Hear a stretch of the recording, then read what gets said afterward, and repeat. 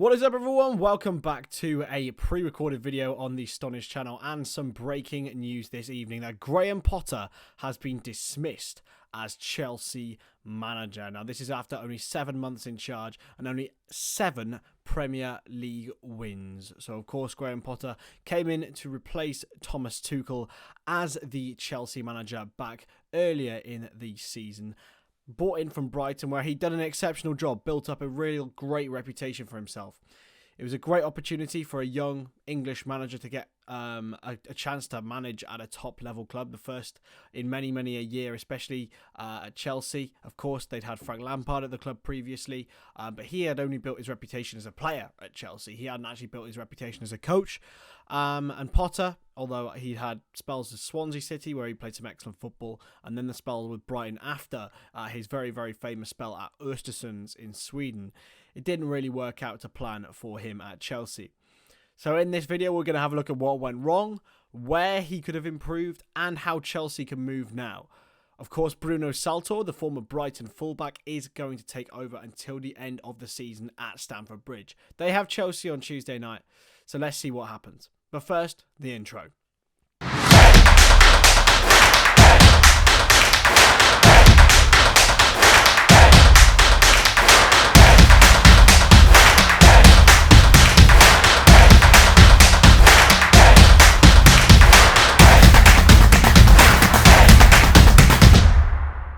To be honest, I'm quite upset about this news, although it's inevitable. As a football fan, I feel like of all the teams that were never going to go down this road of giving a young coach a chance, it would be Chelsea. And the fact that they had given him a chance under Todd Boehly, backed him to the hilt, and given him the facilities to go on and potentially become an exceptional manager at Chelsea, it's really sad it hasn't worked out. So, first of all, I'm going to speak about Graham Potter. So, at the end of the day, I think it was a square peg in a round hole when it comes to the coach. It just didn't work, and that's just how it is. I mean, these things happen when managers and clubs aren't really the greatest fit between each other. I think this is one. My feeling was at the time that Chelsea had done well to get him, but he had probably chosen the wrong top 6 club. I was of the opinion that potentially Liverpool or Manchester City would have been a better fit for Graham Potter in the way they like to instill patience. You never really saw Manchester City changing managers here, there and everywhere, especially under this new ownership, mostly because they've been successful. Same with Liverpool, to be honest. But it's a very rare opportunity for a coach like Potter, so why wouldn't he have snapped it up? I think at the time it was a pretty unanimous thought that it would be a good appointment in the long term. That's why he was given a 5-year contract. He started his spell okay. He's had just several really poor results. I mean, just looking, the 2-0 home loss to Aston Villa was the final nail in the coffin. There was results against Southampton at home. The results out all the way through, apart from in Europe, where he did what he was successful, got through past Borussia Dortmund to face Real Madrid in the quarterfinals of the Champions League. I thought it was a culture change for Chelsea. Genuinely, I thought it was a situation where we'd seen the hustle and bustle of Abramovich, the sack manager there, the millions of pounds spent there on players that didn't need to be spent on. I think Todd Boehly's leading himself down that road of becoming the next Roman Abramovich. Yes, they're signing lots of young players. Only today did they sign a young Ecuadorian talent, Paez, from Independiente de Cali, same place where Moises Caicedo came from. But they might be they're still spending the money on these young players. However, I thought they'd give themselves time with the manager, the ability to be flexible, the ability to understand the manager, for the manager to become the culture of the club, become and mould the furniture. Whereas in Chelsea's past, we've had managers like Mourinho, Conte, Tuchel, who are very temperamental. And if things don't go their way, it can be an issue. Now, I think Graham Potter could have been the man at Chelsea. I just think that the culture at the club already is ingrained to be negative. And I don't think he had the true personality to be able to say, look, I know it won't be good for this season, but we can evolve and improve in the future. Let's just have a look at some of the signings that Chelsea have made over the spell. not only in January but in the summer as well, because I think Chelsea overall have made a real mistake when it comes to transfers recently. So they spent over £600 million in the last 2 windows, but £121 million on Enzo Fernandez will be a good signing. 22 years old, by the way. £80 million on Fofana in the summer, £70 million on Mudryk in January. Elsewhere in January, Benoit Badiashile came in, Noni Madueke came in, Malou Gusto came in, but he's going to go. He went back to Lyon. David Datra Fofana came in. Lots and lots of players who are there for the future. But the problem is for Chelsea, they've got players who are experienced, the likes of Thiago Silva, and they had Jorginho, who I think has been a big miss as well. But they haven't got players for now.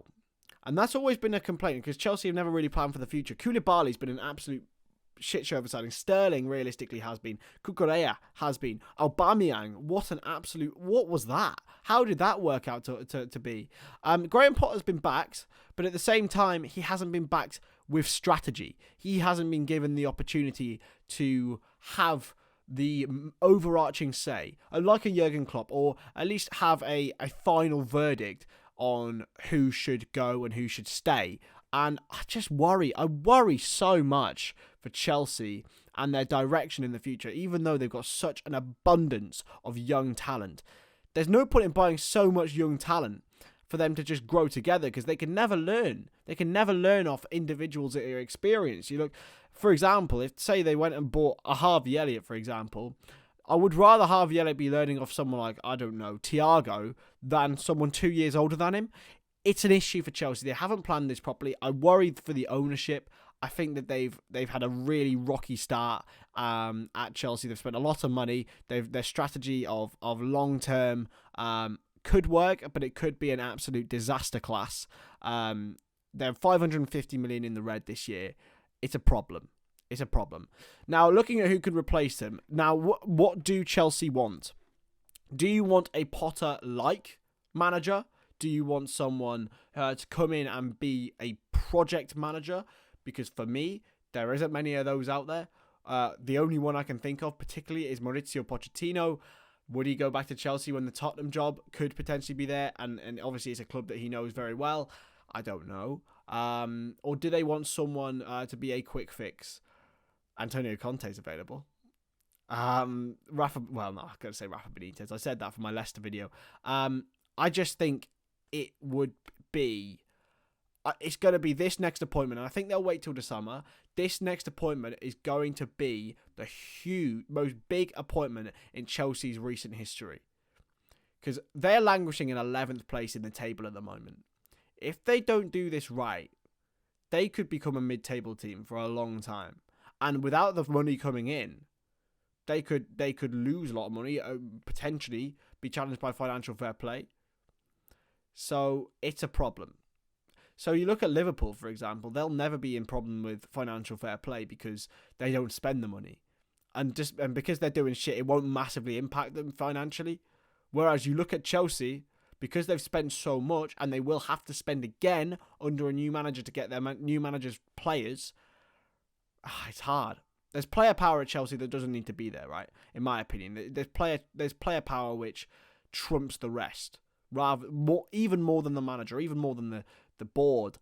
And they seem to have this inflated self-sense where they are way above their station, and some players will play and some players will, piss around, and you know what I mean. There seems to be an issue there of mentality at Chelsea, and I'm concerned as to how they can build for their future.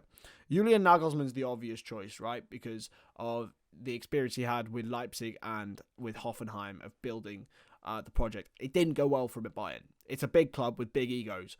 Are there managers out there now that can deal with those big egos? You want someone like Jurgen Klopp, right? Who treats them like human beings, but at the same time has the reputation to put them in their place. Is there anyone out there on the market that's like that? I don't know right now. I genuinely don't know. And I'd be very, very excited to see who they're going to look at. I don't think they should... Do they want to go for someone... They need to go someone with a high reputation, but with the right level of project building. They don't want someone who to throw all their toys out the pram if they don't get what they want. And I just have a feeling that that sort of niche in the manager market has already gone. So let me know what you think on Graham Potter in the comments below. I've been Chris Stonage. This is the Stonage channel, and I'll see you later. Bye.